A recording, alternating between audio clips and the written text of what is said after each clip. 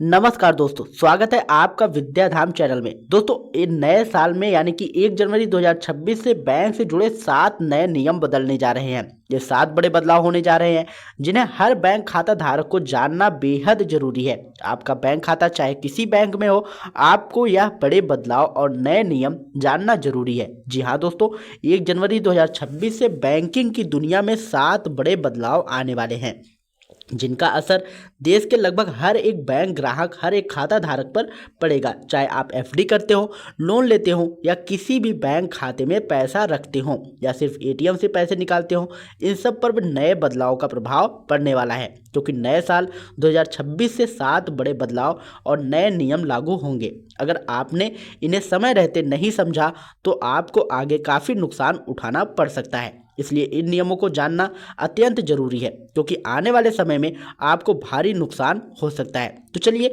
बिना कोई वक्त गंवाए वीडियो को शुरू करते हैं। उससे पहले अगर आप विद्याधाम चैनल पर पहली बार आए हैं तो चैनल को सब्सक्राइब करके बेल आइकन जरूर दबाइएगा, क्योंकि यहाँ आपको सच्ची खबर और सच्ची जानकारी मिलती है। और हमारे जैसे सच्चे चैनल की मेहनत का सम्मान करते हुए इस वीडियो को लाइक जरूर करिएगा।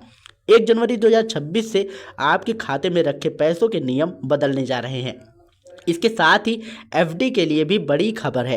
इसके साथ यूपीआई और एटीएम का अगर आप उपयोग करते हैं तो इसके लिए भी एक नया नियम आ रहा है, जिसकी जानकारी आज की इस वीडियो में दी जाएगी। इसलिए वीडियो को अंत तक जरूर देखिएगा क्योंकि हर बिंदु आपके पैसों को सुरक्षित करेगा। हम आपको फायदे और नुकसान दोनों बताएंगे और यह भी कि आप किस तरह सुरक्षित रह सकते हैं। तो अब 1 जनवरी 2026 से लागू होने वाले 7 बड़े बदलावों की बात करते हैं।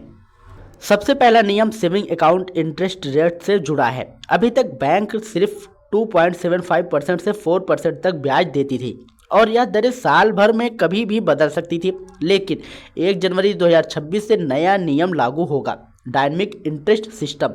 अब बैंक आपके औसत बैलेंस यानी कि लेन देन की संख्या और ग्राहक प्रोफाइल के आधार पर ब्याज तय करेगी। जो लोग खाते में ज़्यादा पैसा रखते हैं उन्हें ज़्यादा ब्याज, जो लोग कम पैसा रखते हैं उन्हें कम ब्याज मिलेगा। जो लोग बार बार लेन देन करते हैं उनके लिए अलग ब्याज दर होगी और जो लोग अकाउंट इनएक्टिव रखते हैं उनके लिए सबसे कम ब्याज दर होगी। आरबीआई का कहना है कि हर ग्राहक बैंक पर अलग खर्च डालता है, इसलिए सबको एक जैसा इंटरेस्ट नहीं होना चाहिए। अगर आपका एवरेज बैलेंस महीने में 10,000 रुपये से कम है तो 2026 में आपका इंटरेस्ट और नीचे जा सकता है। सबसे ज़्यादा असर जीरो बैलेंस अकाउंट वालों पर ही होगा, इसलिए कोशिश करें कि मिनिमम बैलेंस बना रहे। एक बैंक में ज़्यादा अकाउंट ना रखें और सेविंग में ज़्यादा पैसा रखने की बजाय एफडी या लिक्विड फंड में डालें। 2026 में एटीएम नियम भी बदलेंगे। अभी तक 3 से 5 फ्री ट्रांजैक्शन मिलते थे, उसके बाद प्रति ट्रांजैक्शन 21 रुपये चार्ज लगता था। लेकिन 2026 में अब एटीएम फ्री लिमिट ट्रांजैक्शन की संख्या नहीं है, बल्कि निकाली गई रकम के आधार पर तय होगी। अगर आप एक बार 500 रुपये निकालते हैं और दूसरी बार 9,000 तो दोनों पर अलग अलग चार्ज लगेगा। 3 कैटेगरी होगी। लो कैश विड्रॉल यानी कि 2,000 तक लगभग फ्री रहेगा। मीडियम विड्रॉल 2,000 से 10,000 तक कुछ मॉडरेट चार्ज लगेगा और हाई विड्रॉल 10,000 से ऊपर ज़्यादा चार्ज लगेगा। आरबीआई का कहना है कि कम राशि के बार बार निकासी से कैश हैंडलिंग कॉस्ट बढ़ती है। अब जो लोग 500 या 1,000 रुपये बार बार निकालते हैं उन्हें एक्स्ट्रा चार्ज देना पड़ेगा। इसके समाधान के लिए एक बार में ज़्यादा रकम निकाले यूपीआई का इस्तेमाल करें, डिजिटल बैंकिंग अपनाएं और छोटे ट्रांजैक्शन के लिए एटीएम पर ना जाएं। अगला नियम है एफडी से जुड़ा है। 2025 में आरबीआई ने संकेत दिया था कि एफडी को बार बार तोड़ना बैंकों को नुकसान देता है, इसलिए 2026 में यह नियम लागू हो जाएगा। अब प्री मैच्योर एफडी तोड़ने पर 0.5% या 1% तक पेनाल्टी नहीं होगी, बल्कि पेनाल्टी एफडी की अवधि पर निर्भर करेगी। 1 साल की एफडी तोड़ने पर कम पेनाल्टी और 5 साल की वाली एफडी तोड़ने पर ज़्यादा पेनाल्टी होगी। क्योंकि लंबी अवधि की एफडी तोड़ने से बैंक की प्लानिंग प्रभावित होती है। इस नियम में इमरजेंसी में एफडी तोड़ना महंगा पड़ेगा, छोटे छोटे एफडी बनाना फायदेमंद रहेगा और फ्लेक्सी एफडी की मांग बढ़ेगी। चौथा नया नियम चेक से संबंधित है। 2026 से चेक के लिए AI based fraud detection system लगेगा। चेक क्लियरेंस अब 2-3 दिन में नहीं बल्कि 10 मिनट से 4 घंटे में ही हो सकेगी।